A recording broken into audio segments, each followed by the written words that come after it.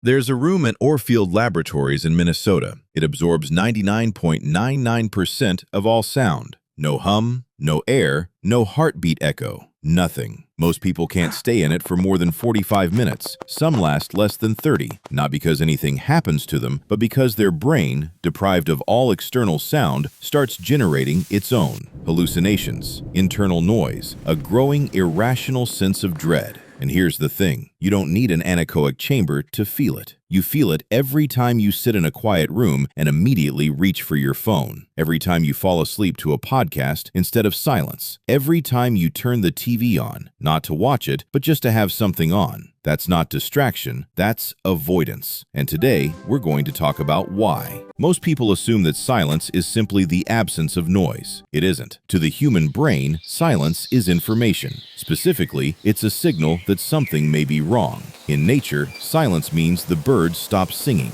the insects went quiet, the ambient noise of a living environment disappeared, and in almost every case throughout human history, that meant a predator was nearby. Animals go silent when a threat is present. The forest holds its breath before something happens. Your brain learned this over hundreds of thousands of years. So when you sit in a silent room today, your ancient threat detection system doesn't register peace. It registers warning. Here's where it gets interesting. Psychologists have found that humans are uniquely sensitive to sudden silence, more so than to sudden loud noises. A loud bang startles you, but a sudden, total silence activates a deeper, more sustained state of alert. Because loud noises can have innocent explanations, silence almost never does, at least not in the wild. This is why horror movies use silence more effectively than jump scares. The moment the music stops, the moment all ambient sound disappears, that's when your body tenses. That's when your breathing changes. That's when you know something is about to happen. Your brain has been trained by millions of years of evolution to treat silence as a countdown, not a rest. Here's the unexpected one. When external sound disappears, your internal world gets louder.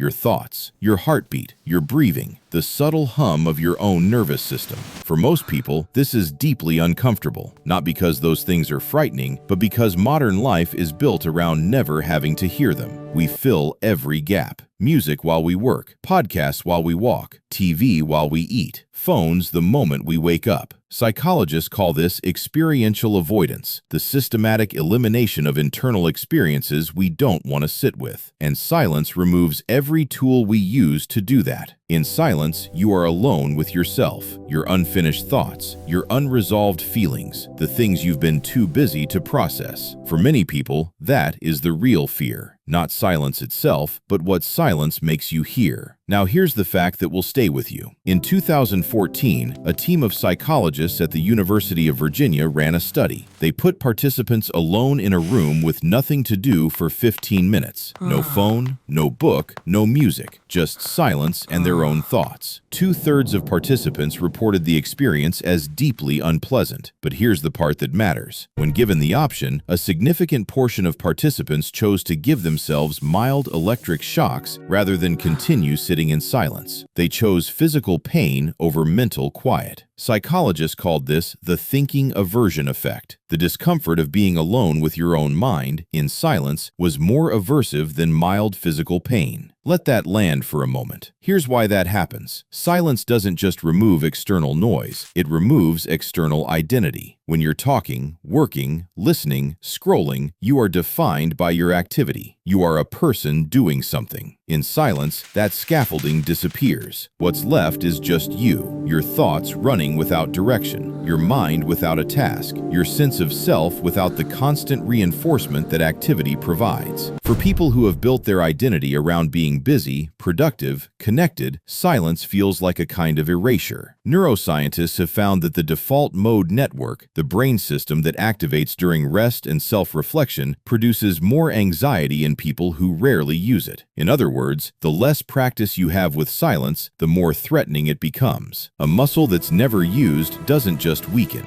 It starts to hurt when you try to use it. So here's what we know. Your brain reads silence as a threat signal, inherited from a world where silence meant danger. It forces you into contact with internal experiences you've learned to avoid.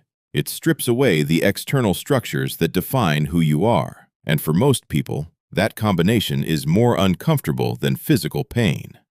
None of this means something is wrong with you. It means you are a human being with an ancient brain, a busy modern life, and almost no practice sitting with yourself in quiet. The people who find silence comfortable didn't start that way. They practiced.